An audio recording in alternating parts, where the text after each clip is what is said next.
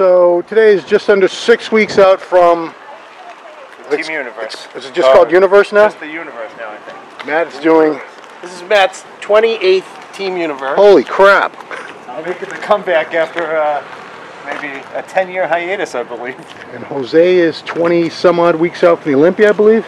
17. 17, wow, time's flying. 17, I'll start my prep this week. Time to grow. Okay, what'd you guys agree on to train today? Chest. Oh, good job, man. Good job. Thank you very much. We normally want to do legs, but after yesterday. In Matt's advanced age, his hips aren't feeling too well. Matt's going to be 41. But in their defense, the kid who won the overall in physique was shredded. Yeah. He looked good. Next weekend I'll be in Toronto for the Toronto Pro. Just doing the game of bodybuilding, doing the business of bodybuilding, as Sean Ray would say. And promoting I-Force and muscular development and cardio and everything I can do. You know, it's been great getting to see everyone, you know, and relax a little bit and eat whatever I want. I haven't been missing too many meals, you know. Yeah. But just relax and let my body recover and heal. And I'm right at that point now where I'm motivated to start getting in shape and start feeling good again. You're the same height as Sammy, and Sammy's one of the best in the world. And he's thicker than Sammy, wider. Who are we talking about now? Tunnel. Oh, Tunnel. Secret Tunnel, we're talking about you. Yep. Tunnel could be real good. Tunnel's shape and structure are pretty freaking amazing. 10 more pounds on his physique. Yeah. Actually, he weighed 198. So that's 14 more pounds. Oh my God. Yeah, feels good. I'm fired up, ready to go, ready to help Matt get ready for his show. And this is good timing because now we're both on the same track and we'll be spending the summer getting crazy, you know? Yeah. Okay, so Matt, this is end of May. You have not competed since end of August last year. Yeah, North Americans last year. You were the over 40 super heavyweight champion, but only the overall over 40 guy turned pro, correct? Yeah, there's just one pro card in that. So, what is your next show? Let everybody know. In 6 weeks, I'm going to start at the Team Universe. Yeah. The Masters class, and we'll see how that goes. And then probably 2 weeks after that, I'll be in Pittsburgh for the Masters Nationals again. Okay. Now, you keep telling me this is your last rodeo, you're done, but yeah, we've all said. Sounds like you. Yeah, well, unless you're a pro, everyone else has said that a few times. But there's also a Pro Masters show being held the same weekend as North American, right? If I get my pro card, I'm competing again. Yeah. I was going to say. Yeah, no doubt. It would be a waste of a pro card. Yes. I think I'll be better. I was in good condition last year, which is kind of my forte as far as going into shows, and I just need to be bigger. And every year I kind of chip away at that. And, you know, a couple of years ago I creeped into the super heavy class, and now I'm kind of moving up a little bit. So hopefully I end up with a few more pounds. A little bit more on my legs this year. It seems they've stuck a little bit better. We'll just see what happens. You were actually barely a heavyweight a few years ago, if I recall. You were like around 205 on stage, maybe 5 or 6 years ago? Yeah, about, I think I won the Cutler at like 214 in 2010 or 11. And then I've kind of moved up a bunch of pounds, but now it's slowing down again. So, Jose, we have not shot a video since the Arnold. So I haven't really been able to get your comments on camera about how you felt about the Arnold, how you felt about your look there, and what you want to bring to the Olympia. Well, you know, alone in the hotel room in front of a mirror, I looked like a freak. I was the craziest I've ever looked. But that doesn't always translate well on stage when the judges are 25 feet away from you. I'm more the guy you got to be up close to see all the creepy shit going on. From far away, I have less separation than a lot of guys. And, you know, that's a genetic thing. So I'm happy with the way I looked. I'm happy. You know, if we were dunked in a tank and see who had the least body fat, I guarantee that was me. But who gives a shit? There's no body fat testing on stage. So I needed to be fuller. I was the lightest I'd been in years. We had discussed how I thought maybe being a little lighter, 205, would be better for me. And, you know, lo and behold, 5'3", 205, and I was small. Theoretically, they should all be 45 pounds. Yeah. You would think. In England, they have plates that look exactly the same, but one's a 20 kilogram and one's 25 kilogram. So 20 kilo is 45 pounds. And 25 is more, obviously. Yeah, it's like what? 52, 55, I don't know. 57 pounds? It's like math here, making me do math. So I went 2 weeks later, 7 pounds heavier, 212 on the button, and I was ripping at the seams, and I won. And I was pretty much the best I've ever looked. I was real full, real big, and still grainy hard. Pro win number 7, correct? Yeah. So with me, you know, it doesn't matter. As long as my body fat's low, I'm not going to be any more separated by being 205 than I would be at 212. In fact, at 212, because I was fuller, things were popping more, and it even appeared to be more separated. So I'm not going to try to do anything what anyone else says, and do anything for the judges or for.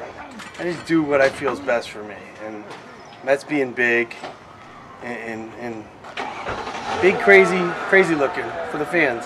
Put on a show. I'm past worrying about what the judges think or anyone else, and trying to play Flex's game or David Henry's game. I just out-freak everyone. It seems like the couple times you've tried to do what people told you by coming in lighter or whatever, it doesn't seem to work well for you anyway. Not at all. Not at all. You know, as I said, it's kind of funny that those dimensions, I'm pretty freaky. If they'd never heard of me before, and I just came on stage at that height and that weight, I'd be considered one of the freakiest people around. Yeah. But because it was me, they're like, yeah, he's flat. Yeah. I don't even know how you can be flat at that size. But I know what they're saying. When you're standing next to David Henry with a gorilla chest, I appear a little flatter.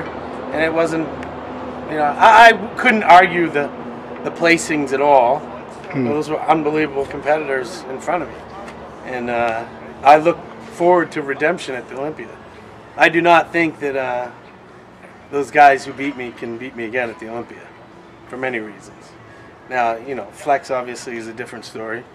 He's getting better with each outing. It's just coming into his own now, so he'd be a tough one to beat. I'm still going after him.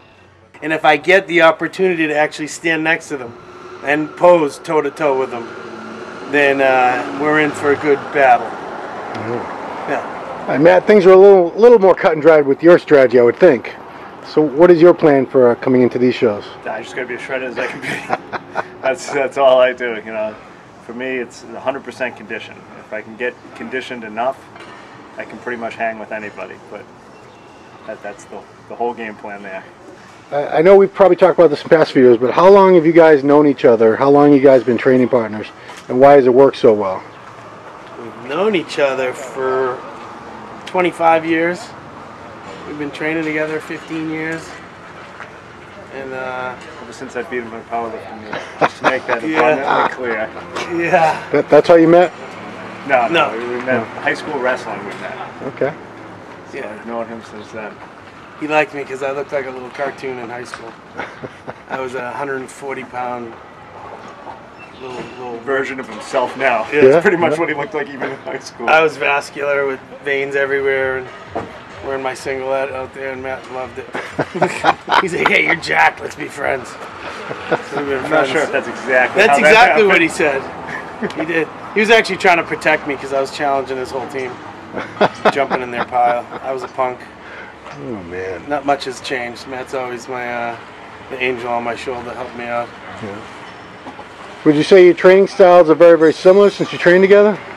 Oh, yeah, of course. For the most part, yeah. We tend to, we've changed over the years, but it tends to always be power stuff and lots of reps now. Lots of warming up like you saw today, and then just lots of reps, lots of drop sets. Just go from there. Is it challenging in any way when one of you is full-blown off-season and one of you is getting close to a show?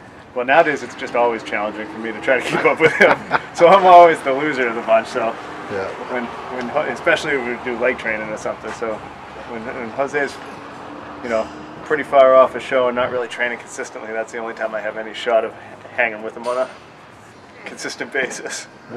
Other than that, I just try to keep up the best I can. Yeah. And are you guys competitive still that way? Of course. We may not discuss it, but No way in hell I'm gonna let him beat me in reps with incline presses or something like that. Shoulder presses. The other day he just tapped out. We were doing shoulders. You got me by 1 today. I just want to make that clear. Yeah, 1. But we had a contest with 95-pound dumbbell presses. Yeah. Last. Last thing of the day.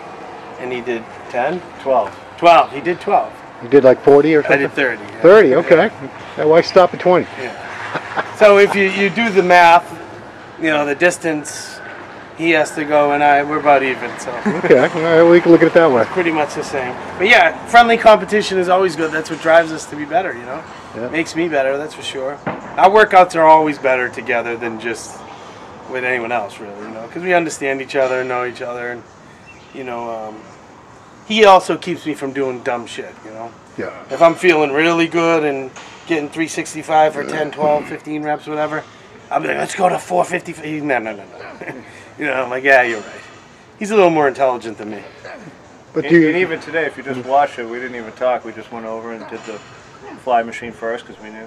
Without even saying anything, we knew that's where we were going. Yeah. We went to the incline press because that's where we were going. Yeah, I've noticed. You don't really have to talk a whole It lot. wasn't like a whole lot of discussion on, okay, what are we going to do now? I mean, sometimes we throw in a machine here or there, but, you know, it's always kind of Basic. stuff, and every now and then we'll kick up dumbbells instead, but, yeah, it's a little tougher on Sundays with these dumbbells. Yeah. We didn't get too much sleep last night. The show didn't get out till about midnight. And after you went and found some food and had to be up early. And I get kids up at 6 a.m. every morning. Me too. Doesn't matter. Yeah, they don't care when you go to bed.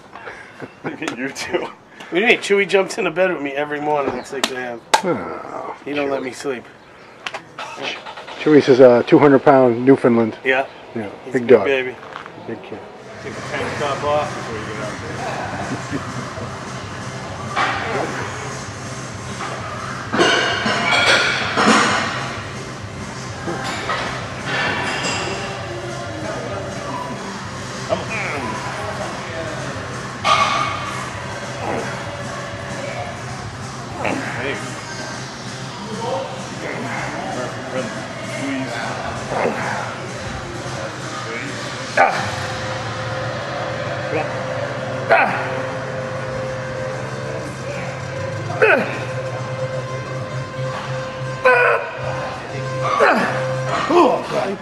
I do this What a fur ball.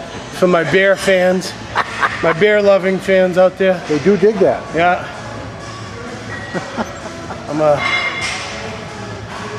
I have a soft spot for all you bears out there. They don't like you to be this lean, though. I think they like you to be heavier. I get this dude that messages me, and he's like, would you happen to have any photos of you with a hairy chest? Is his name Bye Bear Fan? I think I've heard from this guy. Oh, he's on Instagram. I don't hear from him. Okay. Facebook. And I'm like, I probably do, but I don't look very good. Chances are, if I'm really hairy, I'm also really fat.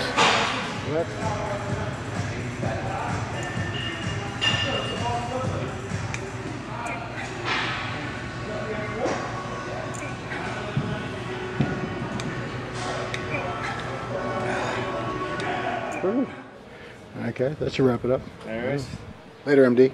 Peace. See ya.